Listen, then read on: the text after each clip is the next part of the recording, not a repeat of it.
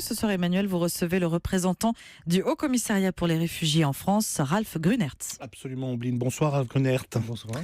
Merci d'être avec nous. C'est un chiffre effrayant et une réalité encore plus terrible qu'il recouvre, bien sûr. Depuis 2014, plus de 10 000 migrants ont péri en Méditerranée. C'est l'EHCR que vous représentez en France qui a donné ce chiffre aujourd'hui à Genève et qui précise qu'on est même au-delà, sans doute, depuis quelques semaines. Comment vous ressentez ce constat terrible ? C'est un chiffre tout à fait horrible et ça montre encore une fois la nécessité d'agir, de trouver des solutions et de mieux gérer cette crise qui, pas seulement une crise des migrants, mais aussi une crise des réfugiés. Mais qui faut-il incriminer pour ces plus de 10 000 morts en 2 ans et demi ? À qui la faute ? D'abord à l'Europe ? Non, je crois que c'est une responsabilité partagée. Ça veut dire gérer ces flux migratoires, des flux réfugiés. C'est une responsabilité globale. Il faut gérer ça sur le niveau global, sur le niveau régional, mais aussi national. C'est pas juste 2-3 pays qui peuvent gérer une crise comme cela. Et c'est pourquoi l'HCR soutient le besoin de partager en Europe. Ça veut dire de trouver en Europe des solutions qui sont partagées par tous les pays en Europe. On va revenir sur les politiques migratoires des uns et des autres, mais d'abord je voulais vous demander, que sait-on de ce qui s'est passé la semaine dernière au large de la Crète ? On parle de plus de 300 disparus sur un navire qui en transportait sans doute le double. En fait, c'est pas nouveau. Il y a depuis des années, il y a des départs de la Libye vers l'Europe.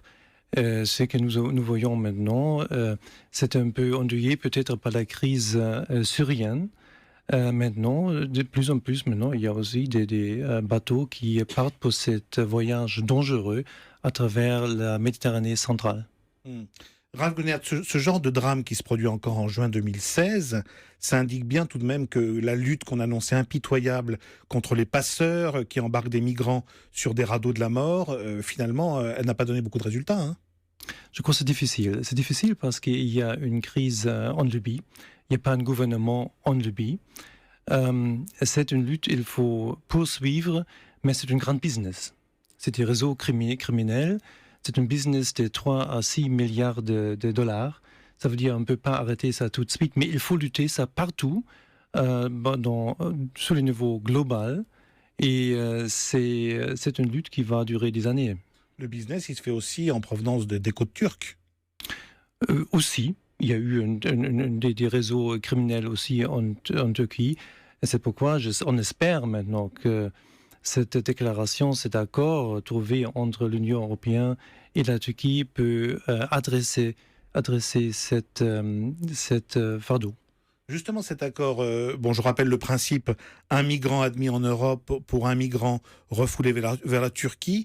Vous considérez que c'est vraiment quelque chose de sérieux et de durable pour l'avenir, ou c'est un peu, comme on dit en français, un cautère sur une jambe de bois, c'est-à-dire un petit peu un pansement très imparfait ? L'HCR ne participe pas à cette soi-disant troc, mais c'est juste un aspect de cet accord. Il y a des autres aspects. Par exemple, une assistance financière au gouvernement turc, et ça peut aider. Ça veut dire qu'il y a des aspects dans cet accord qui peut aider, et un aspect aussi est la lutte contre les réseaux criminels. Comment se fait-il que l'ONU, dont le HCR fait partie, c'est le Haut Commissariat des réfugiés, c'est la branche réfugiée de l'ONU, ne lance pas un appel très solennel à l'Europe, aux Européens, à l'Union européenne, pour qu'ils parlent un peu d'une même voix et qu'on sente une volonté politique commune des 28 pour agir ? L'HCR a fait cet appel depuis longtemps. Par exemple, juste récemment, l'HCR a fait un appel pour la réinstallation de 10% des réfugiés syriens. Ouais. Pour établir plus de voies légales, pour mieux partager cette responsabilité dont je parlais. Ça veut dire la réinstallation venant des pays en Libye, de Jordanie, c'est une façon à partager la responsabilité. Réinstallation où ? Réinstallation des réfugiés qui ont trouvé un refuge fragile dans les pays limitrophes de la Syrie, au Liban, mais aussi en Jordanie et bien sûr aussi en Turquie. Dans les pays voisins, donc des dans pays en guerre. Dans les pays voisins en guerre, comme comme je viens de dire, de la Turquie, le Liban et la Jordanie. Mais on sait par exemple que le Liban est presque au-delà de ses capacités d'accueil, puisque la population a quasiment doublé avec les migrants. C'est un tiers de la population, ce sont des réfugiés. Ouais. Exactement. Ralph Grunert, vous le disiez tout à l'heure, la situation des migrants est évidemment liée à la guerre en Syrie. Et on a vu ces derniers jours que les islamistes avaient perdu quelques plumes sur leur territoire en Syrie et aussi en Irak. Mais vous le disiez, il y a aussi le nouveau front qui s'est ouvert en Libye, où le groupe Daesh, là au contraire, a tendance à étendre ses positions. Est-ce que c'est un motif d'inquiétude pour vous, pour le HCR, cette guérilla larvée qui est en train de se développer côté libyen ? Bien sûr, Et donc juste en face de l'Europe ? C'est une inquiétude, je crois, pour tout le monde et notamment pour l'Europe, parce qu'il n'y a pas de gouvernement. Et c'est pourquoi c'est impossible à gérer aussi la question des migrants réfugiés qui partent, qui entament cet voyage très dangereux à travers la Méditerranée. Et qu'est-ce que vous pouvez faire pour enrayer, si je puis dire, ce flot qui va venir sans doute dans les mois et les prochains mois en provenance de Libye ?